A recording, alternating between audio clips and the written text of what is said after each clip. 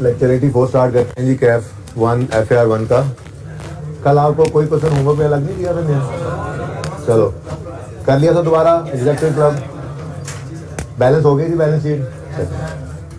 अभी फिलहाल बुक वाला सोल्यूशन नहीं देखना, वो फिर डिस्कस कर लेंगे बाद में, ठीक है। पॉइंट 9 को उन्होंने कैसे इंटरप्रेट करके यूज़ किया और हम कैसे कर रहे हैं इसको फिलहाल छोड़े।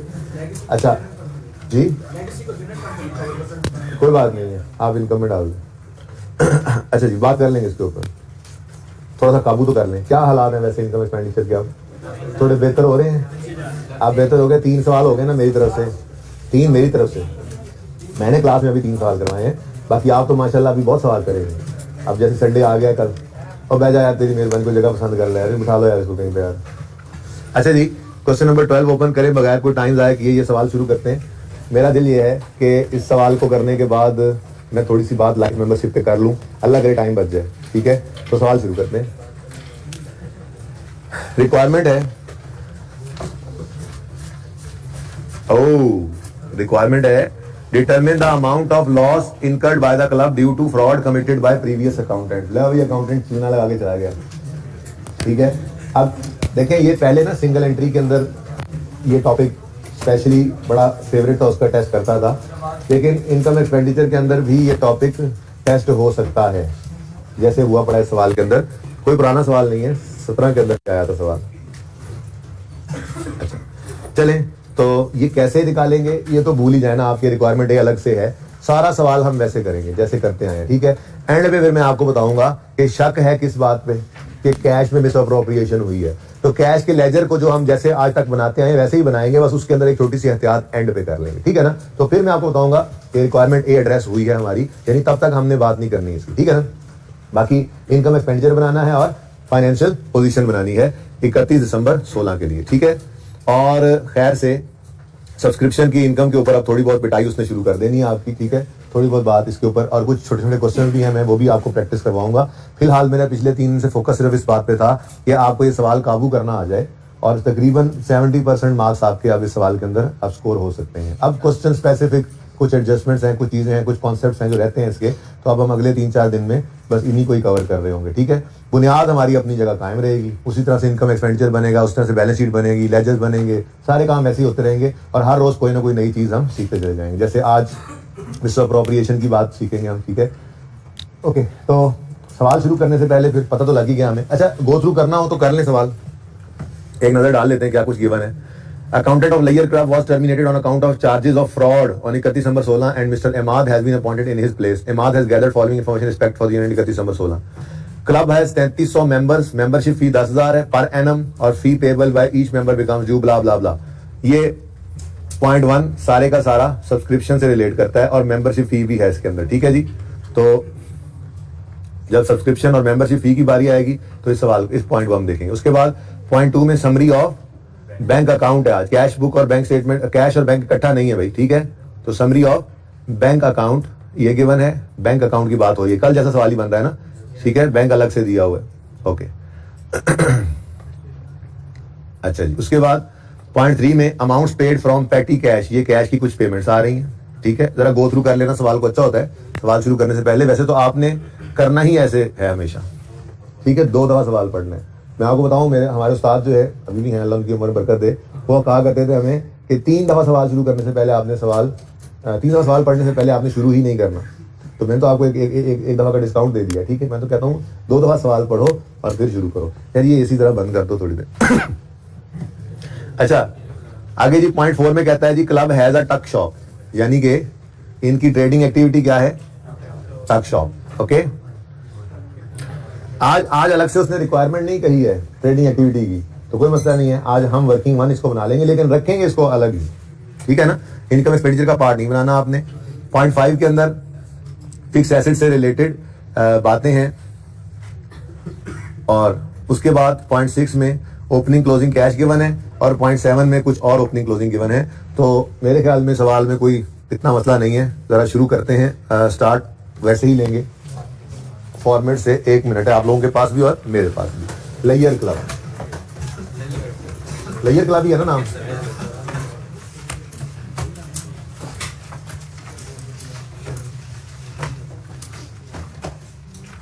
ईयर एंड बता दो भाई, आपने ऐसा कोई एब्रीविएशन यूज नहीं करना, पता है ना आपको, वरना नंबर आ जाते हैं मैसेज में। इनकम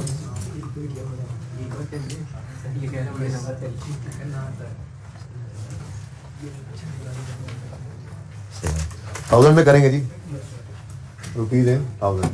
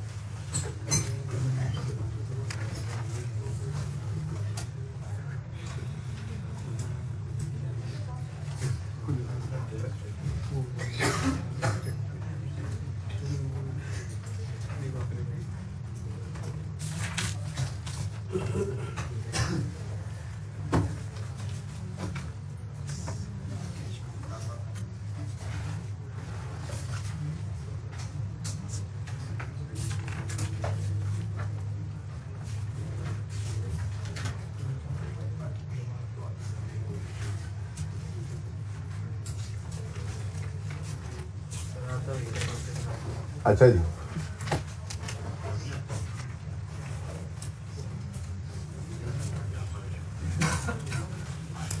सब्सक्रिप्शन का अकाउंट आज थोड़ा सा ज़्यादा डिटेल मांगेगा।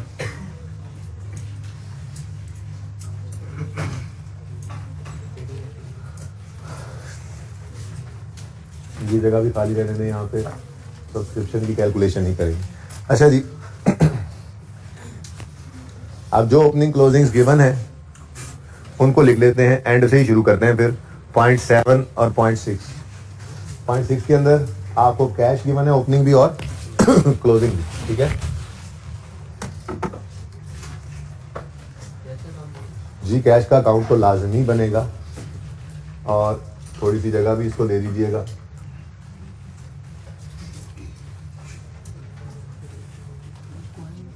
जी, कैश अकाउंट ओपनिंग कितना है 300 और क्लोजिंग जी 25 ओनली। चूना लगा गया लगता है, अब बाद में कर लेंगे, ठीक है।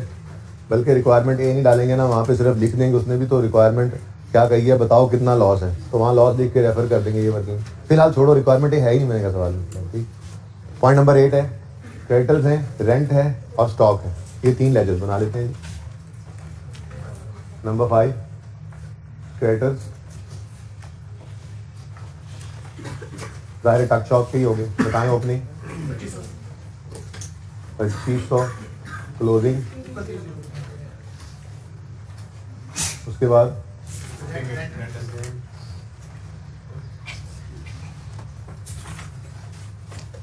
रेंट प्रीपेड है 168, क्लोजिंग 175। नेक्स्ट है जी स्टॉक, ओपनिंग 2300, क्लोजिंग 25। ठीक हो गया जी, 0.6 हो गया और 0.7 हो गया। उसके बाद फिक्स्ड एसेट्स भी हैं,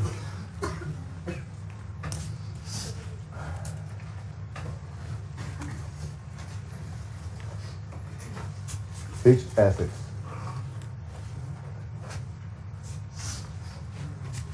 opening WDV of fixed assets was 28,000, तो ब्रॉट डाउन 28,000 है, बुक वैल्यू पे बना लेंगे। फिर कहता है इक्विपमेंट वॉज परचेज भी है, इक्विपमेंट हैविंग इतनी बुक वैल्यू वॉज डिस्पोज भी है, रिडक्शन मेथड भी है, क्लोजिंग नहीं है। तो 0.5 जब करेंगे, बारी जब आएगी उसकी, बल्कि सोचता अभी कर दें, यहीं से स्टार्ट कर दें, ठीक है। तो ये लेजर भी पूरा हो जाएगा, ठीक है। कर दें क्या, जल्दी करें, 1 मिनट है आपके पास। 0.5 पढ़ें और फिक्स एसेट का लेजर मुकम्मल कर दें मुझे जल्दी। एक एडिशन आएगा, एक डिस्पोजल आएगा, तो डिस्पोजल का अकाउंट भी बनाएंगे, ठीक है। और डेप्शन भी निकालेंगे, ओपनिंग, एडिशन, डिस्पोजल की तरह से अलग अलग करके, और वो फिगर भी निकाल के एंट्रीज करें। जल्दी करें शाबाश, जल्दी करें। ये पॉइंट आपका है, ये सवाल मेरा नहीं है। सवाल आसान होते जा रहे हैं आहिस्ता आहिस्ता। हर सवाल में बरकत के लिए 1-2 एडजस्टमेंट ऐसी होंगी समझ नहीं आएगी, बाकी कोई मसला नहीं होगा। आपने उससे परेशान नहीं होना, आपने ये देखना है कितना कुछ आपको आता है पर्चे में भी।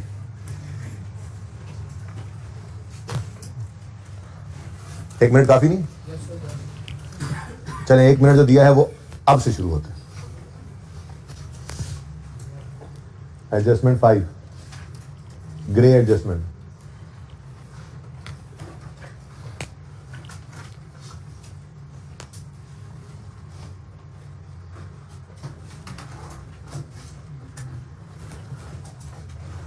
जो एक्सरसाइज इक्विपमेंट खरीदा है 1 अक्टूबर 16 को, वो आपको, चलें इतनी सी मैं नकल करवा देता हूँ, वो आपको नजर आ रहा है बैंक में। अच्छा, फ्री होल्ड लैंड परचेज किया है, ये डेप्रीशिएबल नहीं है। चाहो तो फिक्स एसेट के अकाउंट में डाल दो, लेकिन डेप्शन की कैलकुलेशन में ना लेना। कुछ भी कर सकते हो आप जैसे चाहो, फ्री होल्ड लैंड अलग रख के बाकी फिक्स एसेट अलग भी रख सकते हो बैलेंस शीट में।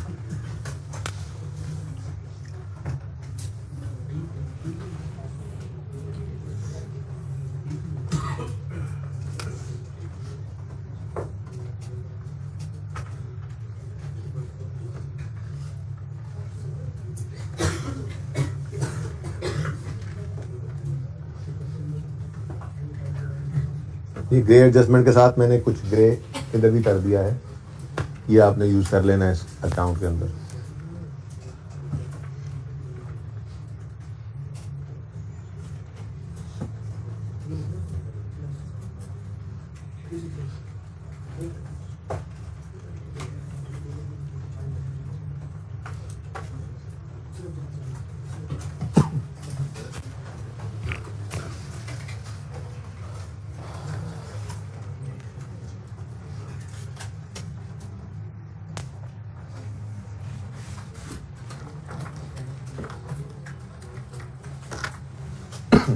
जी थोड़ा है पैदल चल रहा हूँ क्योंकि मुझे दिल किया मेरा कि वो एडजस्टमेंट पहले कर दें, वरना हम तरतीब से चलते, ये एडिशन भी फिक्स एसेट के अकाउंट में पहुंच जाते, फिर उस एडजस्टमेंट को पढ़ते और फिर वो सारी एडजस्टमेंट पूरी करते। लेकिन ज़रा मैंने कहा वो एडजस्टमेंट आप पहले कर लें, इसलिए माजरत के साथ ये 2 चीज़ें यहाँ से उठानी पड़ी, वरना तरतीब यही थी कि ओपनिंग क्लोजिंग लिख कर इस अकाउंट को सारा पोस्ट कर लेते, ठीक है ना, आसानी सी होती है। लेकिन चलें जरा फिक्स एसेट वाली एडजस्टमेंट कर लेते हैं। अब ये 2 चीज़ें आ रही हैं फिक्स एसेट के अंदर एडिशन वाली बैंक में, ठीक है।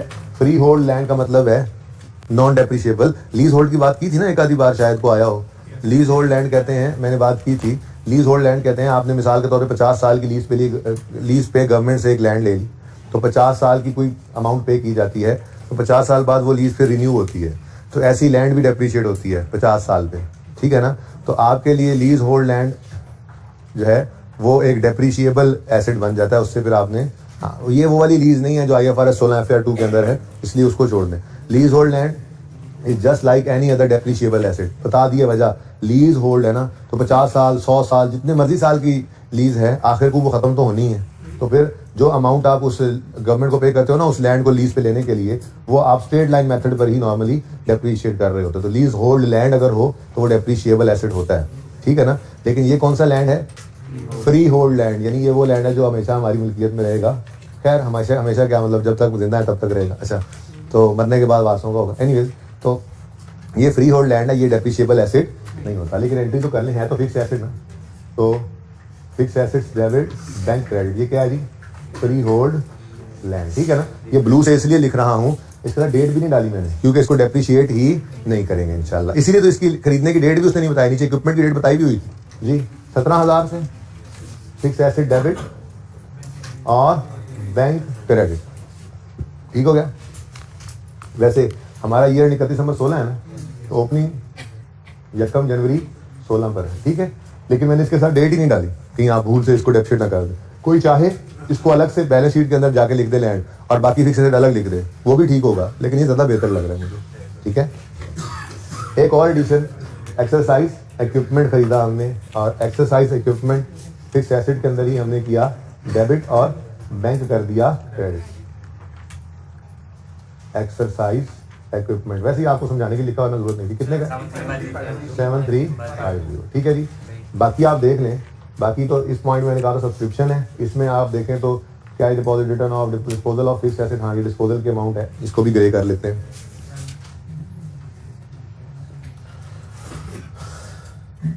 ठीक है जी, ये डिस्पोजल जब बनाएंगे तो इस फिगर को भी यहाँ से उठा लेंगे, अभी जब पॉइंट पढ़ते हैं तो, बल्कि बना ही लेते हैं, डिस्पोजल अकाउंट भी बना ही लेते हैं। नंबर 9,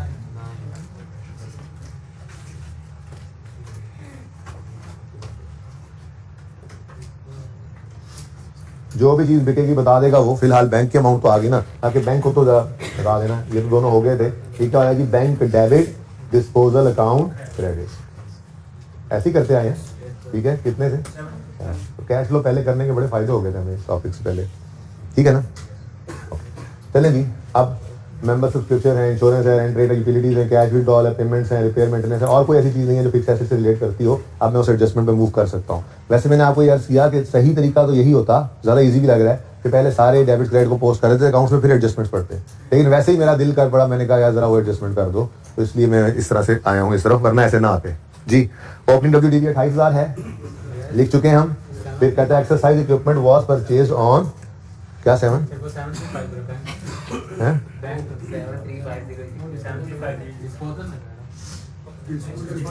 750 से दिखाओ यार। अच्छा,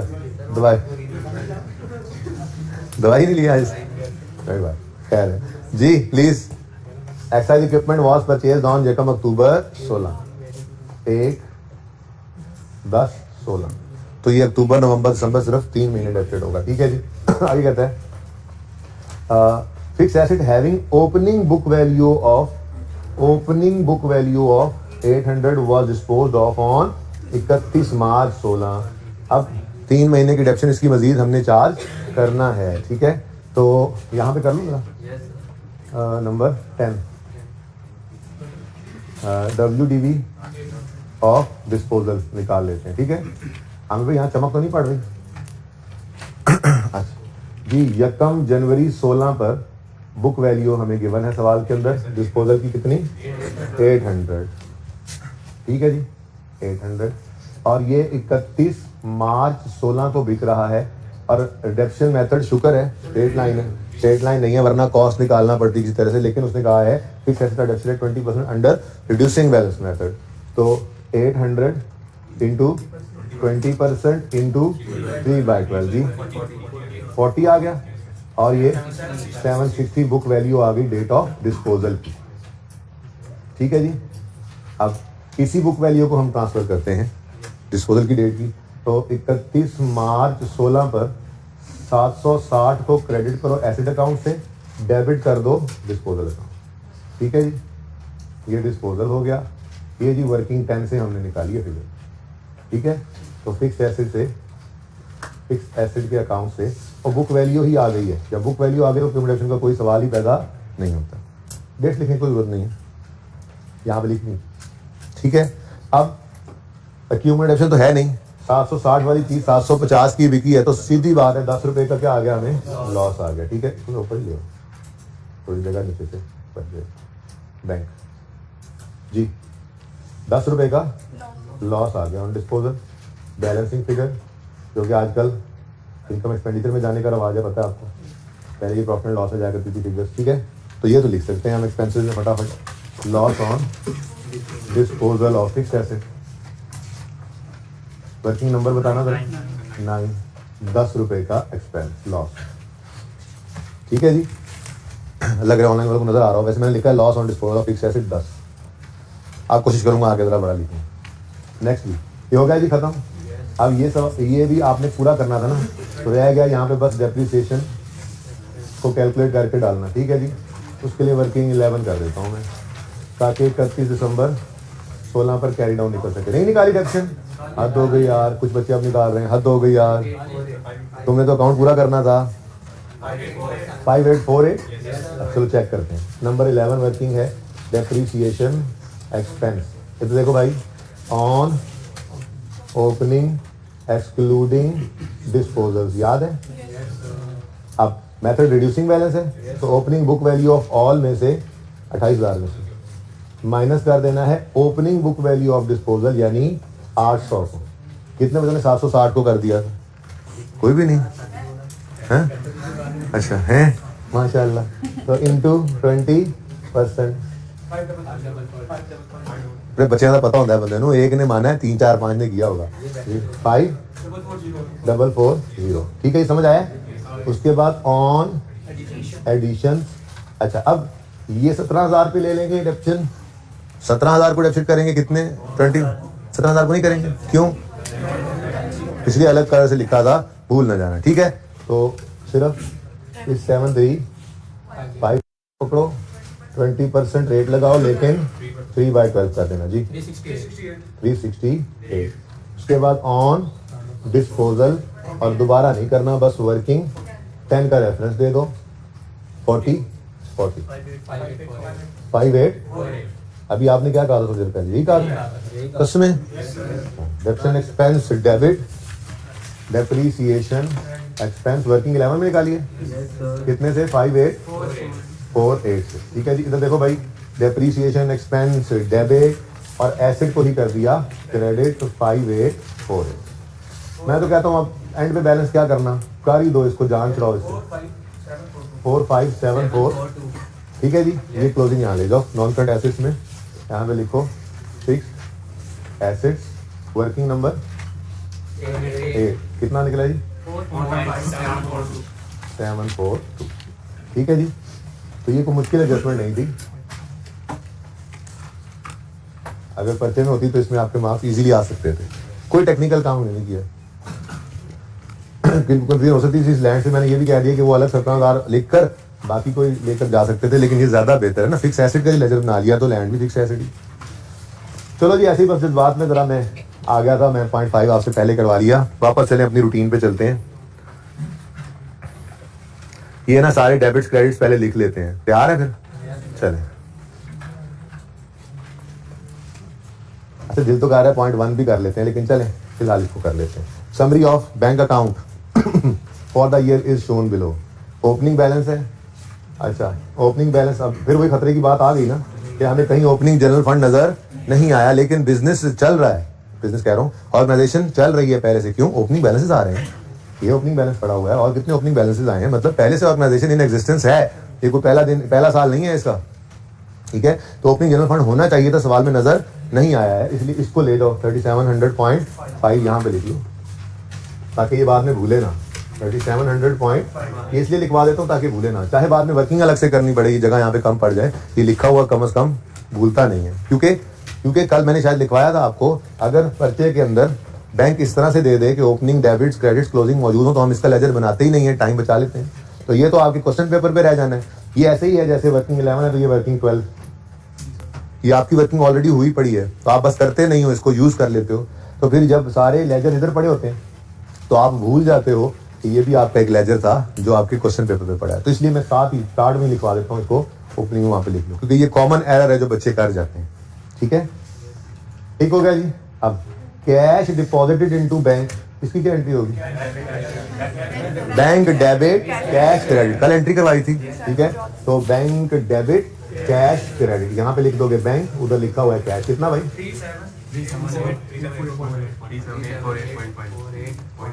3784.5 पूरा हो गया। ठीक है जी। फिर भी भाई सिमरन बच रही है, परेशान ना हो इस एक आधे पॉइंट से। 1000 में करने से सवाल, बहुत सारा टाइम फिर भी बचा है। ओके, नेक्स्ट है जी रिटर्न ऑफ अमाउंट रिकवर्ड। पहले तो रिटर्न ऑफ की एंट्री समझ लेना। ठीक है, आपने चीजें बेची, आपने एंट्री पास की, डेटर डेबिट सेल्स क्रेडिट। ठीक है ना? ओके, कुछ बंदे पैसे नहीं दे के गए, भाग गए, तो बैड डेट राइट ऑफ करने की एंट्री क्या होती थी? Bad debt return of debit debtor credit. ठीक है ना? वो बैड रिटर्न ऑफ को प्रोविजन में फेंक देते हैं, पहले डेटर में फेंक के प्रोविजन लेते हैं, वो मकसद नहीं है फिलहाल। तो सिर्फ ये बताना है कि बैड डेट की एंट्री क्या होती है, bad return of debit debtor credit. ठीक है जी, ये एंट्री क्या बन गई जी, बैड डेट रिटर्न ऑफ। ठीक है, हम प्रोविजन में ही डायरेक्ट फेंक देते हैं उसको, लेकिन होता तो बैड रिटर्न ऑफ है ना। Bad return of expense provision में ऐसे लिखिए, बैड रिटर्न ऑफ एक्सपेंस होता है, लेकिन हम उसको फेंक देते हैं बस प्रोविजन अकाउंट में। ये वैसे ही आपकी रिवीजन करवा रहा हूँ, ठीक है ना। Bad return of expense debit और डेटर्स का अकाउंट क्रेडिट।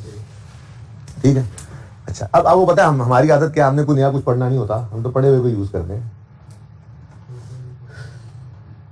सब्सक्रिप्शन इनकम का अकाउंट अगर हो और मैं ये कहूं कि मैंने सर्विसेज दे ली हैं, अभी पैसे रिसीव हुए नहीं है, इसलिए यहां ब्रॉड डाउन होता है। ठीक है, सर्विसेज दे ली हैं लेकिन पैसे रिसीव नहीं किए, तो उसको सब्सक्रिप्शन रिसीवेबल कहते थे, एसेट है। फिर मजीद बढ़ा कि इसमें सब्सक्रिप्शन इनकम के लेजर में इनकम किस तरफ आया करती है, इधर ही आती है सब्सक्रिप्शन इनकम, जैसे यहाँ पे सेल आ रही है। अब हमने सर्विसेज दे ली हुई हैं, पैसे अभी नहीं आए थे, एक बंदे ने कहा मैं गया अप्लाई कर गया, हमारी सब्सक्रिप्शन उसने देनी थी, अब वो नहीं मिलनी, तो बैड डेट ही हो गया ना। यहाँ पे गुड्स के अगेंस्ट बैड डेट था, यहाँ पे सर्विसेज के रिसीवेबल के अगेंस्ट बैड डेट आ गया, तो एंट्री में कोई चेंज नहीं आना एंट्री वही सेम रहनी है, bad debt return of expense debit और सब्सक्रिप्शन इनकम का अकाउंट रहेगा, क्योंकि सब्सक्रिप्शन इनकम में ये सब्सक्रिप्शन इनकम रिसीवेबल पड़ी है ओपनिंग में और ये पड़ी है क्लोजिंग में, तो ये भी डेटर ओपनिंग क्लोजिंग, ये भी डेटर ही है ना, रिसीवेबल ओपनिंग क्लोजिंग, तो एंट्री में कोई फर्क नहीं आया, एंट्री आज भी वही है, bad debt return of expense debit, बस डेटर के अकाउंट की बजाय सब्सक्रिप्शन रिसीवेबल का अकाउंट जो हमने इकट्ठा ही बनाया होता है सब्सक्रिप्शन के अकाउंट के अंदर हम क्रेडिट कर देंगे। बात समझ आ गई? तो बोलो सबको क्लियर है ये? यानी एंट्री में कोई चेंज नहीं है, बस सिर्फ ये जहन में लाओ कि सब्सक्रिप्शन के केस में ये डेटर का ही अकाउंट है, ये ओपनिंग डेटर्स हैं, ये क्लोजिंग डेटर्स हैं, ओपनिंग रिसीवेबल क्लोजिंग रिसीवेबल, तो फिर यहाँ पर भी बैड डेट रिटर्न ऑफ की एंट्री वही है। अब रिकवरी के केस में आपको पता है कि रिकवरी होने की जब बात आती थी तो हम कहते थे जो बैड डेट रिटर्न ऑफ है ना, वो डेटर से ऑलरेडी क्रेडिट हो चुका हुआ है, तो जब उससे रिकवरी हो जाए तो क्या एंट्री किया, रिवाइज करवाया था आपको क्या, बैड बैंक या कैश डेबिट और bad debt recovery income credit, तो यहाँ पे भी बिल्कुल वही काम है। ठीक है, अब सवाल के अंदर क्या लिखा हुआ है जी, रिटर्न ऑफ अमाउंट रिकवर्ड, ये क्या है, बैड डेट रिकवरी इनकम है। अब इसकी एंट्री क्या हो रही है, इसकी एंट्री हो रही है बैंक, कैश है ना यार, बैंक है, बैंक अकाउंट चल रहा है ना, बस बैंक बोलो फिर, bank debit bad debt recovery income credit, तो यहाँ पे ले आओ इनकम्स में बैड डेट रिकवरी इनकम, ये लिखना है, ये लिख लो, वो लफ्ज लिखा वही लिख दो, कोई मसला नहीं। कितना है, 18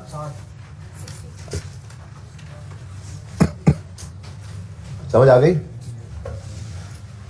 अगर ये किसकी एंट्री की है जी, ये है रिटर्न ऑफ, रिटर्न ऑफ की एंट्री ये हो गई, और अगर रिकवर हो जाए इनमें से तो उसकी एंट्री फिर क्या है, कैश या bank debit bad debt recovery income credit, वही पुरानी कहानी।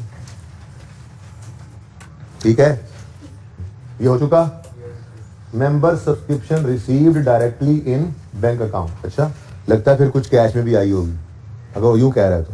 अच्छा ये सारी भी हो सकती है, पर ये तो इस पॉइंट को पढ़ेंगे तो पता लगेगा ना कि कितनी बनती थी और कितनी आ गई है या क्या है। फिलहाल तो ये बैंक में पैसे आ गए कि नहीं आ गए, तो एंट्री क्या बनी, bank debit subscription income credit, कितना जी 19800। ठीक है जी, ये बैंक का ऑनलाइन वालों बैंक है, ये पता नहीं वैसे नजर आना चाहिए, इतना भी मसला नहीं होता। Okay debit side okay, insurance की कोई एडजस्टमेंट नजर आई है, फिर मुफ्त के नंबर देखो, इंश्योरेंस एक्सपेंस डेबिट, तो कोई लेजर तो नहीं था इंश्योरेंस का, कमाल मौजे, कितना 175 से मुश्किल सवाल में भी आसान नंबर मौजूद होते हैं, इंश्योरेंस एक्सपेंस डेबिट, और इसके भी नंबर उसी तरह से होंगे जैसे ऊपर डेप्शन लिखने के नंबर है, बस वो कैलकुलेशन पहले शायद 1.5 नंबर हो गए हो, इसका शायद 1 नंबर हो, या जितनी कैलकुलेशन मुश्किल होगी थोड़ा सा उसके नंबर कैलकुलेशन के बढ़ेंगे, एंट्री के तो सबके एक जैसे नंबर रहते हैं। नेक्स्ट रेंट एंड रेट्स, कोई लेजर है? Oh my God, rent debit bank credit, कितने से, तो कोई नहीं, जिसका लेजर होगा उसको लेजर में बैंक देंगे, कितना कौन सा मसला है। ठीक है, अब रूटीन बन गई, अब बोरियत वाले दिन शुरू हो रहे हैं, बस अगले 2 दिन बोरियत लगेगी, है ना। नया टॉपिक आता है तो बंदा कहता है ये नया टॉपिक में सीखना है, ये भी समझो, ये भी समझो। तो 2-3 बात समझ आ जाती है यार, क्या फिर वही काम करे जा रहे हैं। करें भारत, अभी तो सीखने का टाइम शुरू है। यूटिलिटीज, हाँ नहीं है, लेजर डायरेक्ट ले आओ। यूटिलिटीज एक्सपेंस कितना 4365 डेबिट और बैंक क्रेडिट, ठीक है जी। फिर क्या है भाई, ये तो हो गया ऑलरेडी।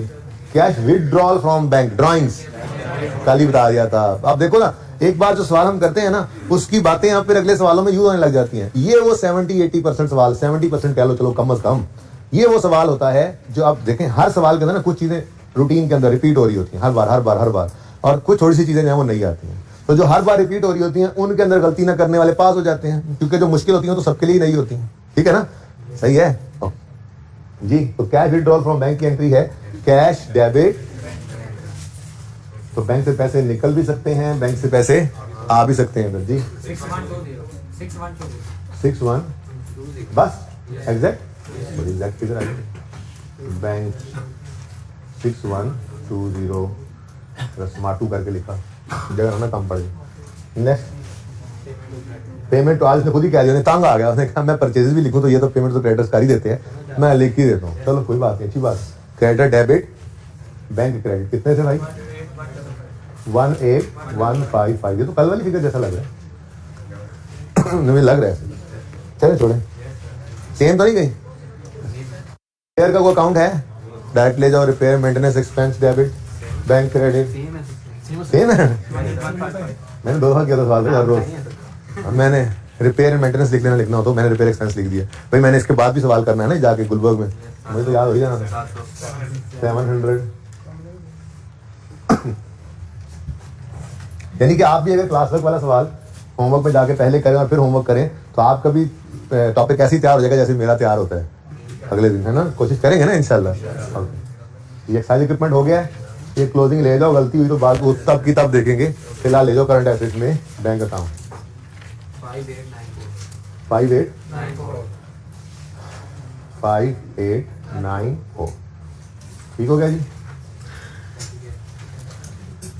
अब पॉइंट 3 भी फिर प्रकार दो, रह गया ना फिर। Amounts paid from petty cash were as follows, ये खर्चे कैश से पे हुए हैं। सैलरीज का और सन्डी एक्सपेंस का लेजर मौजूद नहीं है, तो जाओ मुफ्त के नंबर लो, फिर मसला क्या है। Salaries expense debit cash credit 20, ओहो टक शॉप की ना हो, सवाल नहीं बताया तो फिर कोई जरूरत नहीं है टक शॉप की सैलरी बनाने का इसको, ठीक है। सैलरी एक्सपेंस डेबिट और कैश क्रेडिट 2300। नेक्स्ट क्या है जी, सन्ड्री एक्सपेंस का भी कोई लेजर नहीं है। हाँ सुंडरी, सन्ड्री एक्सपेंस कितना 640। अच्छा, सन्ड्री एक्सपेंस डेबिट 640 से और cash credit 640।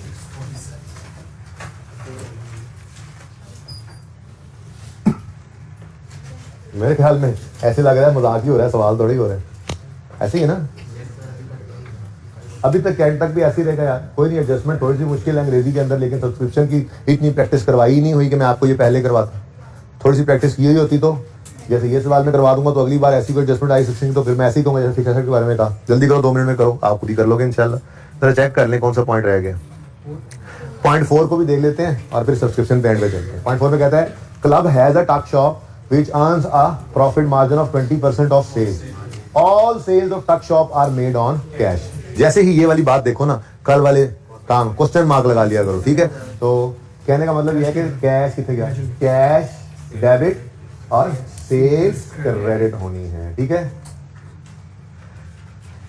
Cost of cell भी नहीं है मेरे पास, जीपी भी नहीं है मेरे पास, कोई बात नहीं। लेकिन देखो इधर, अब आप हो गए क्वेश्चन मार्क हम लगाए, बाद में क्या करेंगे आप, ये क्वेश्चन मार्क सॉरी ये तो लिखिए टक शॉप सेल्स। आपने यहाँ पे सेल्स या टक शॉप सेल्स लिखा होगा ना, इसके साथ छोटा सा क्वेश्चन मार्क लगा लें, बस ये जगह खाली रखें जहाँ पे फिगर लिखनी है, लगा लिया करें, ठीक है ना। जैसे ही वो ये बात कहे ना कि ये कैश में, जैसे वो कहे डेटर्स पैसे कैश में देते हैं, डेटर अगर हो तो आप फॉरन एंट्री कर दो, cash debit debtor credit question mark लगा दो। यही तरीका है इन सवालों के अंदर मिसिंग इन्फॉर्मेशन निकालने में, ठीक है, सही है। पहले सिंगल एंट्री हुआ करता था, काम ही यही होता सी, 15 दिन लगे रहते थे उस पर, खज्जल होते रहते थे, लेकिन वो सबसे पहले मैं करवाया करता था। उसके बाद इनकम एक्सपेंडिचर, अगर ये कोई टॉपिक है, बच्चे कहते थे कैश फ्लो, हंसते थे ये कोई टॉपिक है, वो ऐसा टॉपिक था बाहर। अच्छा जी, आगे कहता है during the year stock costing 500 was destroyed by fire. Concept पहले रिवाइज कर ले, इंट्रो पे पढ़ रखा है आपने वैसे ये कॉन्सेप्ट, ठीक है। एबनॉर्मल लॉस अगर हो और फिक्स एसेट का हो, वो जो मैंने डिस्ट्रक्शन ये तो रिवाइज करवाया हुआ है ना यार, मत बातें करो यार, बात तुम्हें सवाल आसान लग रहा है, तुम्हें सवाल आसान लग रहा है ना, लग रहा है आसान, क्या हो गया। अच्छा, अगर एबनॉर्मल लॉस फिक्स एसेट का हो, जैसे फिक्स एसेट डिस्ट्रॉय हो, तो वो तो मैंने आपको पढ़ाया है ना। अभी हम जब 18-19 लेक्चर लगा के आया था IAS 16 में, उसमें हमने sale of asset, sorry disposal of asset through destruction भी तो पढ़ा था, रिवाइज किया था। उसमें क्या एंट्री होती है, मैं फिक्स एसेट की बात ही कर रहा हूँ। अक्यूमुलेटेड एब्सेंट डेबिट, इंश्योरेंस वालों ने पैसे दे दिए तो कैश डेबिट, नहीं दिए तो इंश्योरेंस क्लेम रिसीवेबल डेबिट, और फिक्स एसेट क्रेडिट, ठीक है ना। और फिर यही एंट्री हम यूज कर लिया करते थे किसके लिए, यही एंट्री हम यूज कर लेते थे अगर इन्वेंट्री जल गई है तो, ठीक है ना। नॉर्मली मैंने कहा था जी लॉस ही आता है बैलेंसिंग फिगर, इसको एक नॉर्मल लॉस कहते हैं, ठीक है।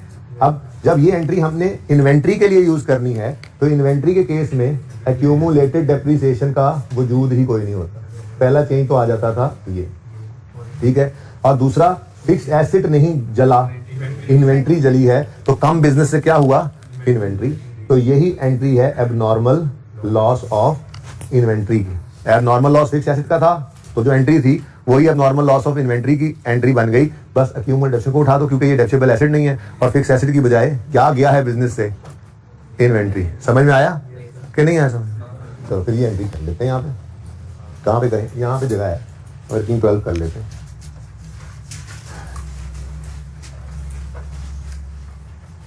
कैश या इंश्योरेंस क्लेम रिसीवेबल डेबिट होगा, और इन्वेंट्री का अकाउंट बना, स्टॉक लिख लो, अकाउंट स्टॉक का बना, स्टॉक लिख लो, स्टॉक क्रेडिट, ठीक है।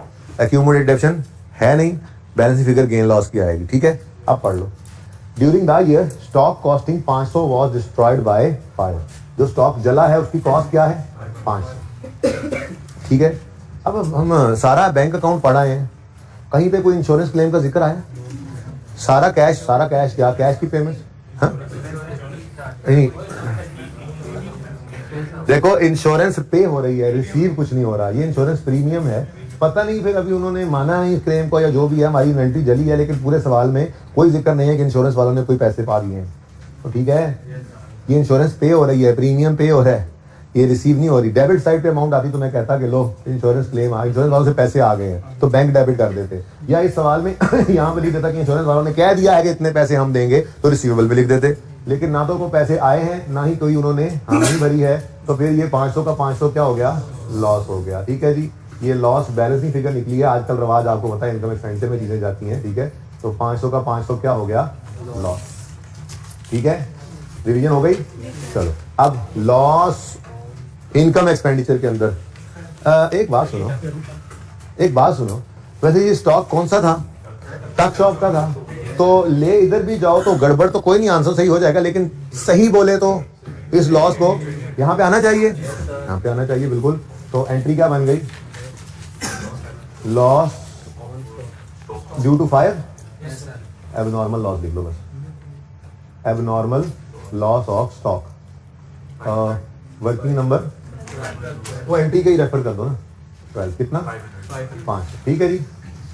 और अल्लाह करे और पूछना है, जगह बहुत बची है मेरे पास, ठीक है। ऐसे कहता नहीं छोड़ी होती है जगह, मैंने 2-3 लाइनें तो आ गया, अब पहले नहीं तो पता। अच्छा चले ऐसी पर्चे में करेंगे ना, जीपी लिख के नीचे 2-3 लाइनें छोड़ने, कोई एक्सपेंस ऐसे देखें। अब नजर तो कुछ नहीं आ रहा, कोई वेजेस सैलरी वगैरह, लेकिन मैंने 2-3 लाइनें वैसे छोड़ दी थी, वो आ गया लॉस, लिख दिया हमने वहाँ पे, ठीक है। ले जी, मैं तो कहता हूँ, मुझे तो लगता है पॉइंट 4 भी गया, बस ये है 20% ऑफ, हाँ डबल एंट्री कोई नहीं की मैंने, और सॉरी, 0 से cash debit, profit and loss ही है ना, loss debit profit and loss में, और स्टॉक क्रेडिट, ठीक है जी। यहाँ पे लिख लोगे एबनॉर्मल लॉस, ठीक है। बस यहाँ पे ना साइड पे करके मैं ऐसे 1.1 वर्किंग बना लेता हूँ, कॉस्ट प्लस प्रॉफिट, ताकि इस पॉइंट को फिर देखना ही ना पड़े, इज इक्वल टू सेल। क्या कह रहा है जी, which earns a profit margin of 20% of sale, तो सेल को 100 ले लें, अच्छा अगर वो यूं लिख दे earns a markup of 20% on sale, फिर क्या करोगे? सवाल में पास पेपर में एक आध बार आया हुआ है, ये शायद इंट्रो के पास पेपर इन्वेंट्री में आया हुआ है, इन्वेंट्री के टॉपिक के पास पेपर में एक दो बार आया हुआ है, लिख भी दे। FAR 2 में एक सवाल में देखा था, आया हुआ था। मार्कअप ऑन सेल कह दे, earns a markup of 20% on sale, तो मार्कअप तो होता है ऑन कॉस्ट, आगे कह रहा है ऑन सेल, तो क्या लेंगे? जब वो खुद कह रहा है ना ऑन सेल, तो फिर मार्कअप मार्जिन जो भी लिखा है उसे इग्नोर करो। इसलिए मैंने नोट किया आप लोगों ने मार्जिन के लिए ज्यादा जोर दिया था, कल मैं चुप कर गया था, आज मुझे चुप नहीं रहा गया, ठीक है ना। आप मार्जिन मार्कअप के नाम पे ज्यादा जोर ना दें, अगर उसने आगे लिखा हुआ है ना ऑन सेल ऑन कॉस्ट, तो उसमें फोकस ज्यादा होना चाहिए, ठीक है ना। मार्कअप ऑन सेल कह दे तो आपने मार्कअप को नहीं लिफ्ट करानी, आपने देखना ऑन सेल कह रहा है। वैसे भी ना ये उर्फ आम में इस्तेमाल होने वाला लफ्ज है, खास तौर पे मार्जिन लिख दे, मार्जिन ऑन कॉस्ट, अब क्या करोगे? ऑन कॉस्ट लोगे, मार्जिन इग्नोर। क्यों ऐसी? मैं और ये भाई बात कर रहे हो, भाई क्या कर रहे हो आजकल? सर वो फलां बिजनेस कर रहा हूं। अच्छा कैसे मार्जिन हैं? अच्छे मार्जिन हैं, इसका क्या मतलब? वो ऑन सेल प्रॉफिट निकालता है, मुझे क्या पता ऑन सेल मार्जिन मार्कअप, ये उर्फ आम में इस्तेमाल हो जाने वाले अल्फाज हैं। तो अगर सवाल में मार्जिन मार्कअप सिर्फ लिखे, फिर तो आप वही काम करो, मार्जिन के लिए सेल, मार्कअप के लिए कॉस्ट। लेकिन अगर वो साथ कह दे खुद ऑन सेल या ऑन कॉस्ट, फिर मार्जिन मार्कअप को इग्नोर करो, वो देखो कह रहा है, ठीक है। तो ऑन सेल है, ऑन सेल है, इस पे जोर दिया करो, ठीक है ना। कल मुझे लगता तुम नहीं बोला था जोर से मार्जिन के ऊपर, ठीक है। हाँ बस अब नहीं बोलना है, अब ऑन सेल पे जोर देना। कैसे? ऐसे ऐसे बोलना है, देखो नहीं, margin on sale, markup on cell, on cost, ऐसे बोलना, ठीक है जी। 100 प्रॉफिट कितना है? 20%, तो बैलेंसिंग, ठीक है जी, ओके। लो भी आप इस पॉइंट को भी नहीं देखना, ये सारा नीचे वाला सवाल हो गया हुआ है। अब रह सिर्फ क्या गया है? चलो फिर मेरे ख्याल में तो आपको 1 मिनट देना चाहिए उसको पढ़ के समझने के लिए देना चाहिए। पॉइंट 1,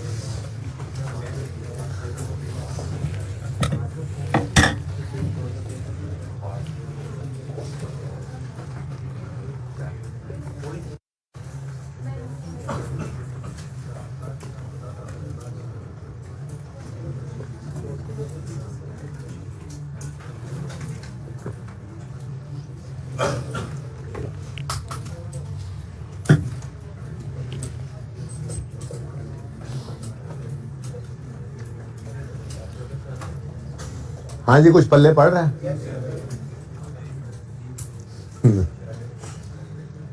ना ही करती सीधी तुसी।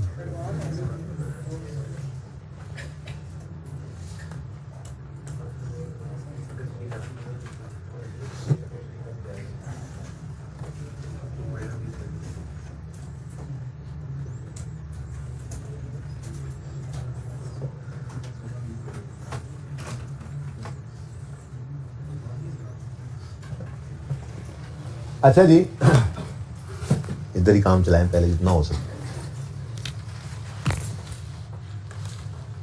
यहाँ पे भाई आमिर को रोशनी वोशनी तो नहीं पड़ रही, जरा उठ के देख लें। यहाँ पे 1 जनवरी हमारा साल कब शुरू है? 16 को, 31 दिसंबर 16। तो आपको एक साल में 4 क्वार्टर होते हैं, ठीक है, और हर क्वार्टर में 3 महीने होते हैं, ठीक है।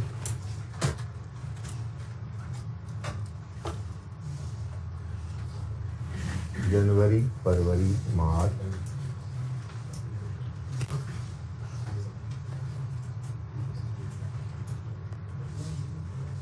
आप भाई एडजस्टमेंट को छोड़ो, पढ़ लिया आपने, टाइम दिया था आपको, जो तीर मारना था वो मार लिया आपने, अभी तो तवज्जो करें।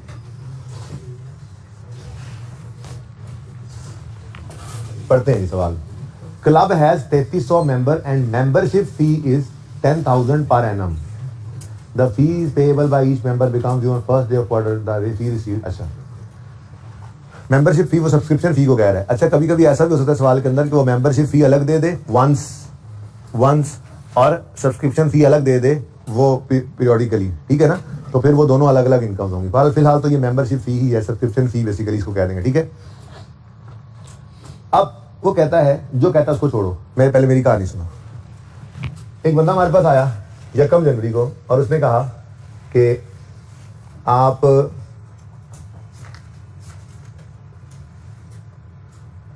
क्वार्टरली देते हैं, ठीक है। बंदा हमारे पास आया तो उसने कहा कि भाई साहब, मैंने ना आपके पास मेंबरशिप लेनी है। हमने कहा ठीक है आ जाओ, ठीक है। उनसे कहा कि हमारी 10,000 फी पर एनम है और fee payable by each member become due on first day of quarter in which he becomes a member. क्या मतलब, साल की फीस हमारी 10,000 है, आज ही 10,000 पे कर दो। यस यस, फिर पढ़ लेते हैं। क्लब है 3300 members and membership fee is 10,000 per annum. The fee payable by each member, जो कि 10,000 पर एनम है, बिकम्स ड्यू। आगे ना पढ़ो, आगे मैं समझाने लगा, ठीक है। तो ये सारी की सारी फीस ड्यू हो जाती है। जैसे ही वो आया हमने कहा भाई लाओ इधर पूरे साल की फीस। इसने कहा ठीक है, इसको तो समझ भी आ रही थी, पूरे साल की फीस पकड़ा दी। एक बंदा आया इधर यकम फरवरी को, कहते मेंबरशिप लेनी है। हमने कहा ठीक है 10,000 फीस है और तुम्हारा साल शुरू होगा यकम जनवरी से 31 दिसंबर वाला। उसने कहा मैंने 1 महीने सर्विस नहीं ली। तो हमने कहा ठीक है फिर यकम को आ जाते हैं।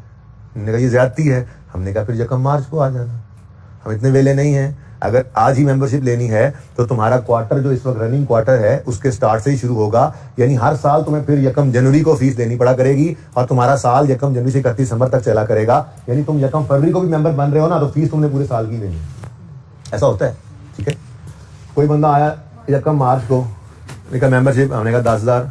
उन्होंने कहा कोई मसला नहीं, क्या मेरा साल यकम मार्च से 28 फरवरी का होगा? हमने कहा ऐसा कोई साल हमारे पास नहीं है, मेहरबानी करके आप ये 10,000 दे दें, आपका साल यकम जनवरी से का है। उसने कहा ज्यादती है। आपने कहा यकम मार्च को आ जाना, यकम अप्रैल को, ठीक है। यकम मार्च तो आ गए थे। एक बंदा 29 मार्च को आ गया, 30 मार्च को भी आ गया। हमने कहा ना भाई ना, 2 दिन बाद आ जाना भाई, आज तो आओगे ना तो आपकी फी पेएबल हो जाएगी फर्स्ट डे ऑफ क्वार्टर से जिसमें तुम आ रहे हो। ये बात लिखी हुई, ठीक है। The fee payable by each member becomes due on first day of quarter in which he became a member. अब सारी जिंदगी जो बंदे इस क्वार्टर में आएंगे ना, वो किसी भी दिन आए हैं पहली दफा तो ठीक है, वो पहली दफा इस दिन भी आए ना तो उनको खींच के इधर ले आते हैं। अब सारी जिंदगी इन मेंबर्स का जो ईयर होगा वो यकम जनवरी से 31 दिसंबर तक रहेगा। अब जो 1-2 आए थे इधर, उन्होंने बात मानी और वो यकम अप्रैल को आए तो उनका साल यहां से शुरू होगा। अब वो यकम अप्रैल से 31 मार्च तक का साल होगा। अब हर साल वो यकम अप्रैल को फीस पे करेंगे, ठीक है। अब जो इस क्वार्टर के अंदर जिंदगी में किसी भी वक्त मेंबर बने थे, इस क्वार्टर वालों का साल इधर स्टार्ट किया करेंगे। वो ये लिखा हुआ उन्होंने, यकम अप्रैल से 31 मार्च। जो इस क्वार्टर वाले हैं पहली दफा जब मर्जी आए थे, जब एक बार मेंबर बन गए तो इनका साल है यकम जुलाई से 30 जून। जो इस क्वार्टर में किसी भी वक्त बने थे मेंबर, उनका है यकम अक्टूबर से 30 सितंबर, ठीक है। ये बात समझ आई है? अब जरा दोबारा पढ़ो इस लाइन को। The club has 3300 members and the subscription fee is 10,000 per annum. अब ये वाली लाइन में समझा रहा था। The fee payable by each member becomes due on the first day of quarter in which he became a member. ठीक है। अब सारी जिंदगी यूं कहा जाएगा, वो तुम पहले क्वार्टरी हो, तुम दूसरे क्वार्टरी हो, तुम तीसरे क्वार्टरी हो, तुम चौथे क्वार्टरी हो, उनकी मेंबरशिप मेंबर्स को इस तरह बांटा होगा हमने, ऐसे ही रहेंगे सारी जिंदगी, ऐसे ही रहेंगे, ठीक है ना। अच्छा, अब वो कहता है द फी रिसीव हो गई है in each quarter was as follows. अब चेक कर लो, बेशक चेक कर लो, मेंबर्स निकालने हैं। वो कह रहा था 3300 मेंबर्स हैं और फीस कितनी है 10,000। ऐसी जरूरत नहीं है इसकी, जरूरत नहीं है इसकी, लेकिन चलो निकाल लेते हैं। 9900 को डिवाइड करो 10 से 1000 में 990, यानी यहाँ पर 990 मेंबर्स हमारे पास ऐसे हैं जो पहले क्वार्टरी हैं, ठीक है ना। समझ लो क्वार्टरी 825 सेकंड क्वार्टरी हैं, 550 थर्ड क्वार्टरी हैं, 935 फोर्थ क्वार्टरी हैं। इन सबका टोटल करो तो 330 मेंबर्स बन गए हमारे, ठीक है ना। 3300 मेंबर्स, ठीक है जी, बात समझ गए हो। अब ये 990 मेंबर्स ने 10,000 रुपया पे कर दिया अपना पहले क्वार्टर में। कितने पैसे रिसीव हुए? दूसरे में इतने हुए, तीसरे में इतने हुए, रिसीव्ड हैं, ठीक है। तो टोटल कितने रिसीव हो गए हैं? 33,000, हाँ 1000 में कर रहे हैं ना, 33,000 रिसीव हो गया है। अब रिसीव 33,000 हुआ है, बैंक में देखा था 19,800 है, फिर बाकी कितने गया? अब ये कहना अकाउंटेंट लेके भाग गया, फिलहाल कैश में लेके आओ, अकाउंटेंट की बात बाद में करेंगे, ठीक है। वो क्या कह रहा है सवाल में भाई कि सब्सक्रिप्शन रिसीव्ड कितनी है इस पूरे साल में? 33,000, ठीक है। बैंक में डायरेक्टली कितनी रिसीव हुई है? यही तो वहां पे इशारा दिया उसने, डायरेक्टली बैंक में कितनी रिसीव हुई? 19,800। तो फिर बाकी कहां रिसीव हुई होगी? कैश में, ठीक है। तो अगर टोटल सब्सक्रिप्शन है 33,000 और बैंक में आ गई है 19,800, तो बाकी कितनी बचती है? 13,000। इसकी एंट्री होगी कैश डेबिट 13,200 से और सब्सक्रिप्शन अकाउंट करेंगे, ठीक है जी। ये क्या है जी? ये सब्सक्रिप्शन इनकम, ठीक है जी,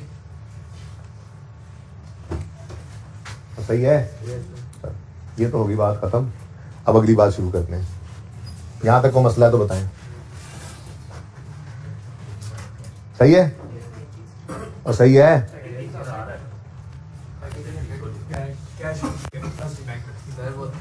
ये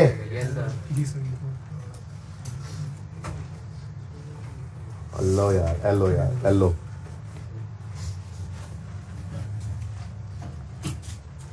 ये तो इतना मसले वाली बात नहीं, मसले वाली बात तो आगे है। यहाँ तक कोई मसला तो नहीं है। अच्छा भैया आप मुझे बताओ, 33 का 33 इनकम में फेंक दें? 33 का 33 इनकम में फेंक सकते हैं? पहले क्वार्टर में कितने, पहले क्वार्टर को इस दिन ले आए ना, पहले क्वार्टर में जो भी रिसीव हुआ है वो तो इस साल भी कोई मेंबर बने हैं। वैसे तो कह रहे हैं कि मेंबर्स जो हैं वो पिछले साल कम थे, इस साल बड़े हैं। बहरहाल इस साल भी जो मेंबर बने उनको स्टार्ट ऑफ क्वार्टर ही लाते रहे हैं ना, ठीक है। तो जो 9900 रिसीव हुआ है वो इस दिन रिसीव हुआ है। 8250 ऐसे लिखा हुआ है ना, 5500 और जिस दिन मर्जी रिसीव होते रहे हैं, हमने तो उनको इफेक्टिव इस दिन से समझना है ना, और ठीक है। अब ये 9900 सारे का सारा इस साल इनकम में जा सकता है, इसके अगेंस्ट हमने सर्विसेज देनी, ठीक है। लेकिन ये 82 आगे तक जा रहा है, ये 55 आगे तक जा रहा है, ये 93 आगे तक जा रहा है। अब सारी इनकम में नहीं जा सकती, कुछ एडवांस भी रिसीव किया हुआ है, समझ गए हो।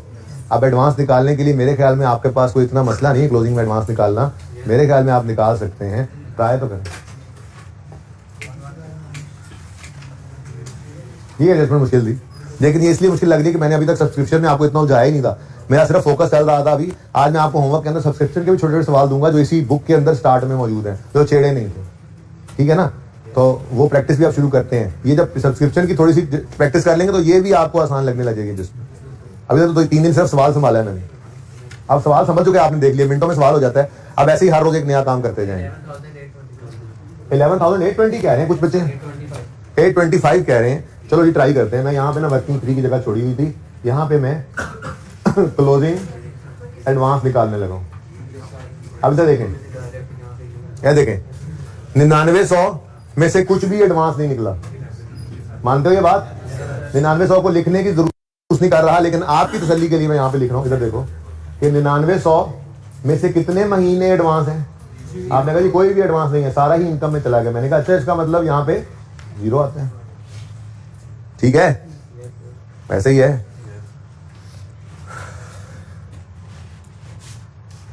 वैसे ही दिल कर, चलो यहाँ पे कुछ बाद में कर लेंगे। 9900 अभी आप नोट ना करें फिलहाल। 9900 इंटू 0/12 इज इक्वल टू 0, ठीक हो गया। अगले क्वार्टर वाले जो 82-50 वाले हैं, इनके 9 महीने सर्विस दे चुके होंगे इनको, ये इनकम बन जाएगा। तो हम इस वक्त इनकम नहीं निकाल रहे, इनकम भी निकल सकती थी, ठीक है, लेकिन हम क्लोजिंग एडवांस निकाल रहे हैं क्योंकि स्टेप्स ये सीखे थे ना एक्रूअल में। तो ओपनिंग लिखते हैं, कैश रिकॉर्ड करते हैं, क्लोजिंग कैलकुलेट करते हैं, और बैलेंस फिगर इनकम एक्सपेंडिचर, वो गेन लॉस कहा था ना, प्रॉफिट लॉस चली जाती है, यहाँ पे इनकम एक्सपेंडिचर में चली जाएगी फिगर इनकम की। तो इसीलिए क्लोजिंग पहले निकाल रहे हैं, जरा आसान भी है, ठीक है, वरना इनकम भी पहले निकल सकती थी। सारा 99 इनकम में फेंक दो। लेकिन थोड़ा सा मसला ये होना था कि ओपनिंग में भी एडवांस होना था, तो कुछ उसमें से भी इनकम बनना था। तो इसलिए सेफ यही था कि क्लोजिंग एडवांस को निकालो। तो 9900 में से कुछ इनकम में नहीं गया। 82-50 में से 9 महीने सर्विस दे ली, ये इनकम में जाना है। लेकिन हम इस वक्त इंटरेस्टेड हैं क्लोजिंग एडवांस निकालने में। तो 82-50 जो है, इन 82-425 लोगों को जो 82-50 रिसीव हुआ है, इनके 3 महीने हम पर लायबिलिटी है। 206.3 हाँ, पहले पॉइंट में लिखवा दो ना, 0.5 जरा लिख लेते हैं, कोई बात नहीं, ताकि बुक का सोल्यूशन देखना पड़े तो वो मैच कर दे। अच्छा पता नहीं वहाँ 1000 में ये कैसे। आगे बढ़ो। 5500 6 महीने सर्विस दे चुके हैं इनको, ये 6 महीने सर्विस दे ली इनको, ये इनकम बन सकता है। लेकिन इस दिन खड़े होकर क्या कहेंगे, इनको मजीद 6 महीने सर्विस देनी है, तो ये क्लोजिंग में हमारे पे लायबिलिटी 5500 जो रिसीव किया है, इसमें से 6/12 लायबिलिटी में 2750, ठीक है जी। और ये जो 93-50 वाले हैं, ये 93-50 वालों को सिर्फ 3 महीने सर्विस दी है। यहाँ खड़े होकर कह रहे होंगे 9 महीने अभी इनको हमने सर्विस देनी है। तो 9350 इंटू जी 70.5 तो 1182 कितने बच्चों ने 11825 निकाल लिया था कसम से? तो 31 दिसंबर 16 बोलो क्लोजिंग एडवांस वर्किंग नंबर 3 से आपने निकाला 11825, ठीक है। शुक्र करो इसमें से कुछ करंट नॉन करंट का कोई मसला नहीं है। अब सवाल होमवर्क में शायद चला जाए, वो ना हुआ तो भी एक और सवाल है जिसके अंदर ऐसे होगा कि अगले 3 साल की सब्सक्रिप्शन एडवांस में लिए बैठे होंगे, तो क्लोजिंग में एडवांस जब बनेगा तो कुछ करंट और कुछ नॉन करंट भी बनेगा। वैसे मैंने फॉर्मेट में आज करंट नॉन करंट अलग कर दिया था, लेकिन ये एप्लीकेबल नहीं होना, बहरहाल बचत हो गई। हाँ जी, बस कहानी खत्म हो गई। इनकम एक्सपेंडिचर में इनकम निकाल लें, देख लो। हाँ जी जी जी, बिल्कुल बिल्कुल सही फरमाया आप लोगों ने। पिछले साल भी तो यही मामला रहा होगा, उनकी तो पॉलिसी ही यही है। अब उसने बताया, इधर देखो, उसने बताया लास्ट ईयर फी जो थी वो 9000 पर एनम थी, मेंबर्स सेम थे, ठीक है। अब इधर देखो, एक तो है लेंथी तरीका, जरा देखना इधर, जो करना नहीं है वो क्या है। हम यहाँ पे यूँ लिखते 990 इंटू 10,000, बल्कि 10,000 क्यों, 10,000 में चल रहे हैं ना, ये 900 बन गया।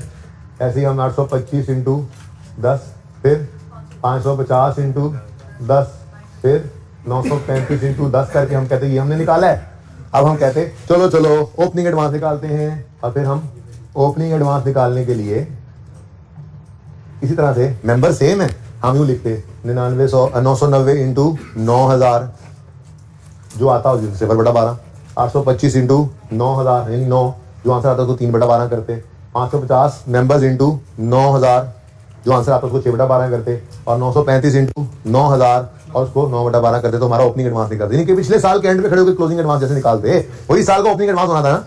लेकिन इसका एक आसान हल भी था, वो क्या है, इधर देखो, ये मेंबर्स तो हैं सेम, मेंबर्स तो हैं सेम।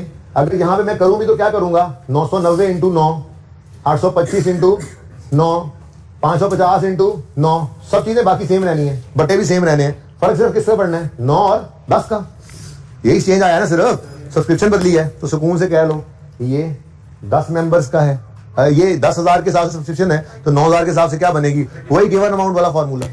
इसको डिवाइड कर दो 10,000 से, मल्टीप्लाई कर दो 9,000 से, चेक करके देख लेना घर जाके, कल आज बल्कि जाके देख लेना। 990 इंटू 9 और ये सारे को 9 से मल्टीप्लाई करके ये फ्रैक्शन लगा के भी वही आंसर आएगा, ठीक है। तो यहीं पर मैं ओपनिंग एडवांस निकाल लेता हूँ, तफसीली वर्किंग की जरूरत ही नहीं है। इधर देखो, अब क्लोजिंग एडवांस कितना है जी, 11,825। इधर देखना आप सारे बच्चे, ये निकला है 10,000 सब्सक्रिप्शन के हिसाब से। हमें यही चीज बाकी सब सेम है 9,000 के हिसाब से चाहिए, बोलो 642 एग्जैक्ट आ गया 0.5, ठीक है जी, सही है। अब घर जाके इसको आजमा लेना कि 990 into 9,000 into 0/12, 825 into 9,000 into 3/12, 550 into 9,000 into 6/12, 935 into 9,000 into 9/12 करके देखना, पिछले साल के एंड पे क्लोजिंग वो यही फिगर आएगी। तो पर्चे के अंदर ये टाइम भी बच सकता है, ठीक है। तो मैं ये काम नहीं कर रहा, अलग से ओपनिंग एडवांस निकालने बैठ गए, हम क्लोजिंग को यूज करके ओपनिंग निकाल, ठीक हो गया, सही है। चलो सवाल तो खत्म ही हो गया। ओपनिंग रिसीवेबल में कुछ नहीं है, क्लोजिंग रिसीवेबल में कुछ नहीं है। इधर देखें, ब्रॉड डाउन सवाल में कोई नहीं है, वो एडवांस में ले लेते हैं, क्लोजिंग 0। तो बताओ जी बैलेंसिंग 31 एग्जैक्ट क्या करो यार, जी गल जगह ही कोई नहीं मेरे को पता है। 31,817.5, ठीक है जी। 10,000 पर एनम इस साल है, पिछले साल ये 9,000 पर एनम थी, सालाना 9,000 थी। हो सकता है पिछले 5 साल से 9,000 रही हो, इस साल बढ़ के 10,000 हो गई है। अब हो सकता है अगले 5 साल यही रहे 10,000, फिर आगे बदल जाए, बदल तो सकती है ना। और सालाना 10,000 है, अब वो सालाना 10,000 का इंक्रीमेंट कभी नहीं लगना, सारी जिंदगी 10,000 रहेगी। 50 साल पहले 10,000 सब्सक्रिप्शन थी सालाना, तो आज ही 50,000 रखेंगे, बढ़ेगी ना। तो एनुअल है, कम नहीं होती वैसे नॉर्मली, पाकिस्तान में तो खासतौर पर बढ़ती हैं चीजें, ठीक है। अच्छा, बाहर सब्सक्रिप्शन इनकम वर्किंग नंबर 1 है, 2 है, वर्किंग 2 से जी 31 31,817.5। ये जरा समझ नहीं आ रहा तो देख लेंगे, 31,817.5 है। लेकिन इस क्लोजिंग को भी ले जाओ जहां लेके जाना है, इस पे डबल टिक करने लगे हैं। ये क्लोजिंग में एडवांस है, आज कोई नॉन करंट लाइबिलिटी नहीं है। थोड़ी सी जगह लिखा रहे, ये सिर्फ आपको तैयार कर रहा हूं मैं, ठीक है ना, कि कल कल को ऐसा सवाल आए जिसमें सब्सक्रिप्शन अगले 5 साल की ले ली, तो आज खड़े होकर अगले 5 साल की लाइबिलिटी सरे चढ़ा ली है, तो उसमें से कुछ करंट होगा और कुछ नॉन करंट होगा, तो अलग करना पड़ेगा, ठीक है। आज तो ऐसा कुछ नहीं था भारत, तो सब्सक्रिप्शन इन एडवांस, और ये वर्किंग 3 में आपने निकाली है, क्लोजिंग में कितनी 825, ठीक है जी, सही है। यह जी नजर आ रहा होगा उम्मीद है।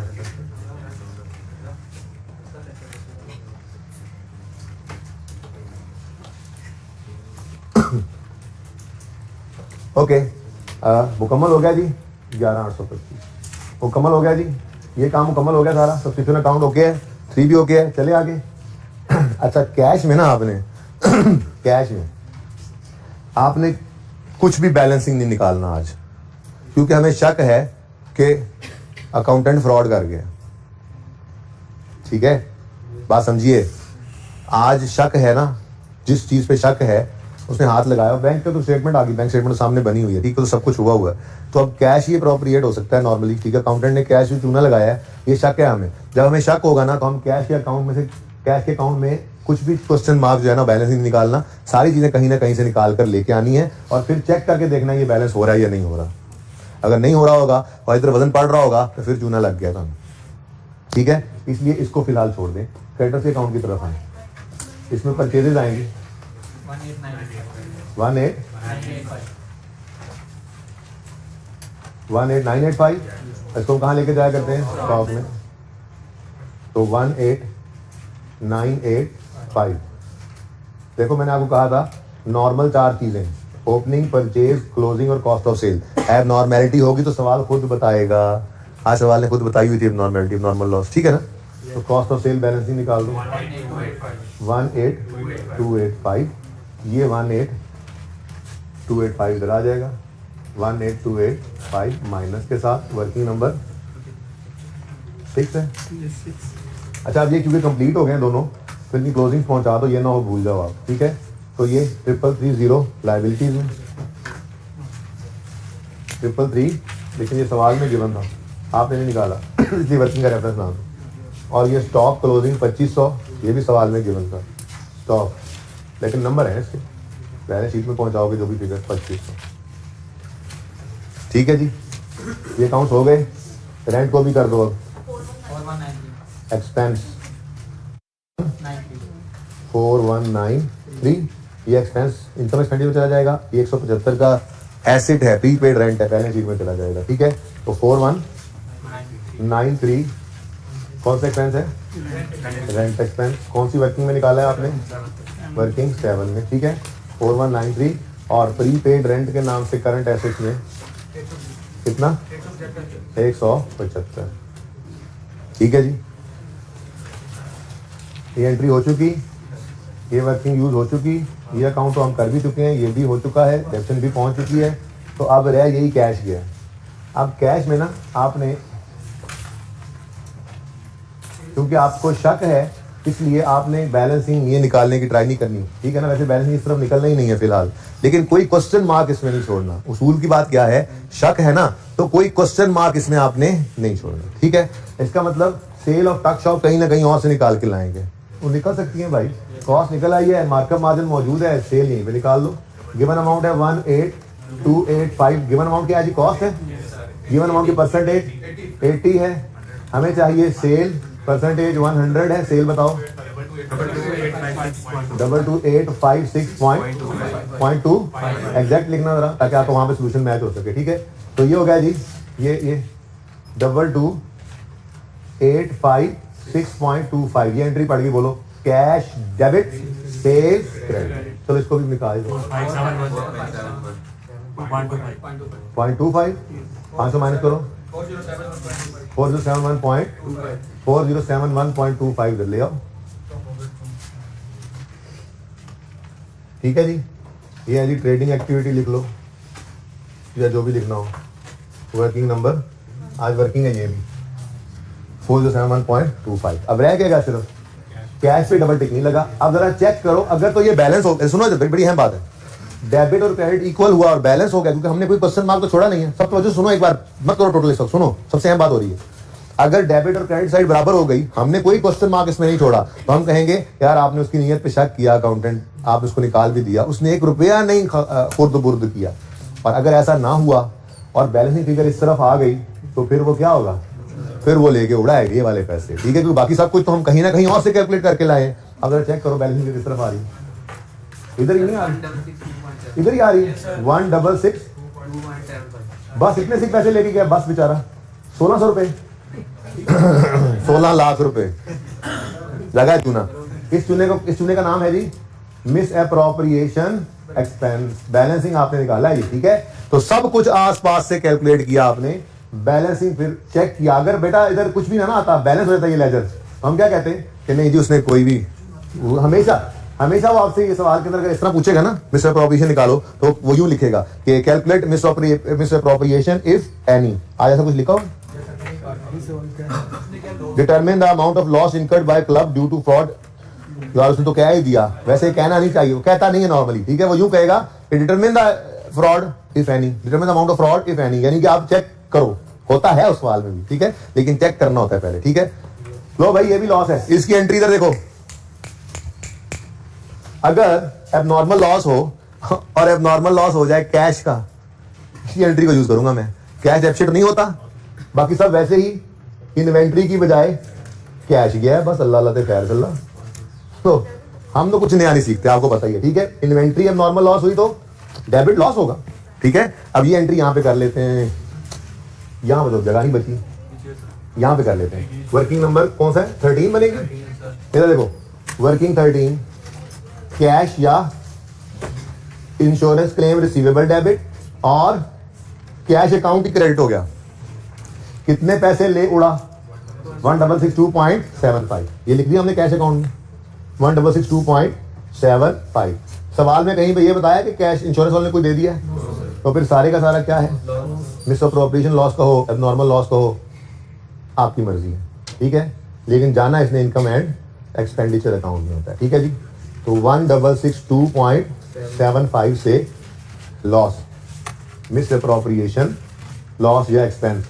वर्किंग कैश वाला लेजर रेफर करो, या ये कर दो, वैसे कैश वाला लेजर ये तो ऐसे जरूरत नहीं करने की एंट्री, ये एंट्री हो रही है miss appropriation expense debit cash credit, तो आप वक्त बचा सकते हो, बच्चे के अंदर ये एंट्री ना करो। जैसे ये एंट्री भी सिर्फ वैसे ही एंट्री है, आप डायरेक्ट करो, ठीक है, करना चाहो तो जी। वर्किंग फॉर कैश वाला जी 166, ठीक है जी। ये मिस अप्रोप्रिएशन एक्सपेंस डेबिट और ये कैश ऑलरेडी लिख चुके हैं क्रेडिट, ठीक है। अब रिक्वायरमेंट ए अलग से भी लिखनी हो ना, इधर देखो कैसे लिखोगे, क्या रिक्वायरमेंट है, ए क्या थी जी, रिक्वायरमेंट ए क्या थी, बोलो बोलो बोलो। इधर देखो यूं लिखोगे, लॉस इनकर्ड आगे by the club amounted to ₹1662,750 करो ना, आपको पता नहीं ना लिखा हुआ, ये लिख दोगे और आगे यूं करोगे वर्किंग नंबर 4, बस ये फिगर आ गई। एग्जामिनर वर्किंग 4 जाके देख लो, वर्किंग 4 एग्जामिनर देख लेगा, ठीक है। अब पहले देखो ये सारी इनकम आ गई, सब कुछ हो गया ना जी, हाँ बेटा ये आ गया ना, उधर नहीं लिखा, इधर लिख दिया, यहां से प्रॉफिट कम हो गया, इधर ना लिखते, इधर लिखते तो बात तो सेम ही थी, लेकिन सही यहां पे लिखना था उसको, ठीक है। हाँ जी, अब देखो अब घर पे काम शुरू हो गया घर वाला, ये देखो बाबा ठीक है, निकाल लोगे आप, ये टोटल करोगे, इसको यहां ले आओगे, ये फिर कोई नहीं है, फिर उसको निकालने के लिए अभी रेड मार्कर आएगा, ये आगे ये आगे, ठीक है। हाँ लिखेंगे ना, नहीं लिखा मैंने, ओह सॉरी, कैश 25। अच्छा जी, वो आपने छोटी मोटी चीज तो यार कर ही लेनी है, टोटल नहीं करना। ये देखो आप, opening liability, opening asset liability, asset asset asset, बस आ जाएगा ओपनिंग फंड, कर लोगे ना, बैलेंस करके चेक करना, लेकिन पहले ये सवाल किया करो, अच्छा जी, ये वायलेंट फैमिली क्लब जो है ना जी, अगला सवाल, ये मुश्किल पेश आएगी आपको इसमें थोड़ी सी। मेंबरशिप की, लाइफ मेंबरशिप का कॉन्सेप्ट है, सुनो आप, लेकिन उसने ना खुद बताया हुआ है।